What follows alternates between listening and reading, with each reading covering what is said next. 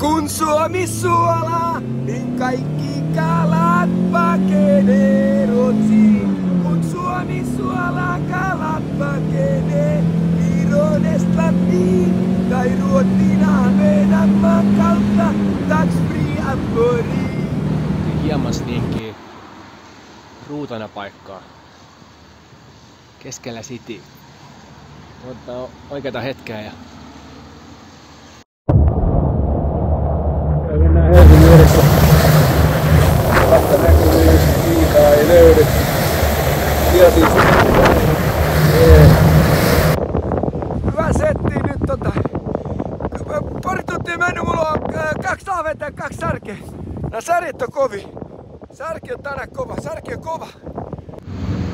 no niin, 1,5 tuntia kisaa käyty. Tehdään pientä siirtymää Saloniemen kanssa.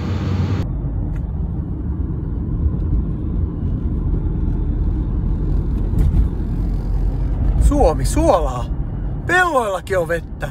Voi suolata ihan missä vaan.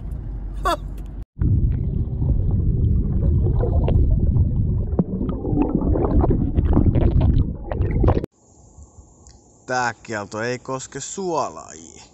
Ei koske suolaajia, tää kielto.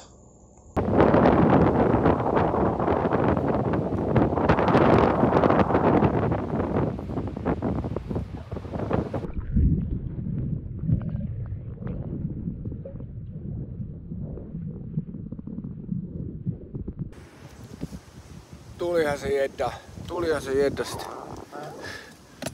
2 tuntia saat satsaa tätä jeddaa.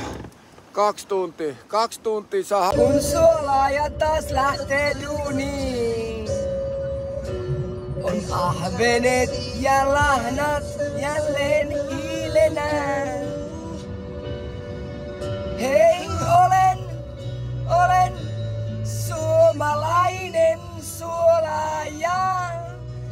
Toivon saamani nähdä särjen tai ehkä suutarin.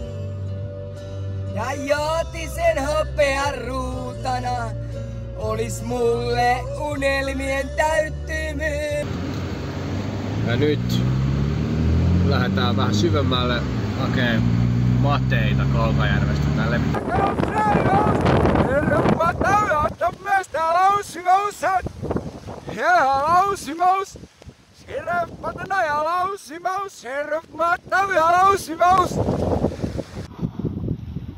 Tampereella alkaa tulla päivä päätökseen. Painettiin kovaa duunia. Kaikki meni just niinku pitikin, paitsi lahna. Meidän scouttipaikat ei pettänyt, paitsi lahna. Muuten kaikki meni todella nappiin. On pyöritty vähän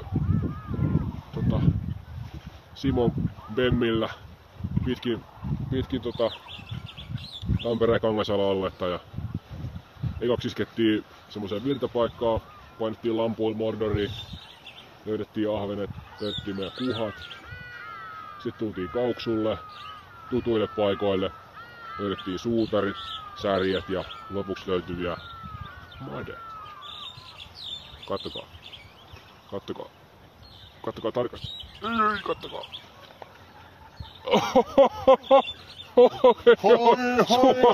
Herran Jumala! Yes, no niin, Suomi suolaa. Tää fileroidaan saalista ja hyvä juttu esimerkiksi tämmönen iso särki. Mä teen tästä fileä ja tarjon tän, niin kukaan ei erota, onko tää siikafile vai särkifile. Suomi suolaa, kaikki syödään, ensi vuonna uudelleen. Pitää vaan haastaa toi Järvi-Suomi. Ei mitään, hommat jatkuu.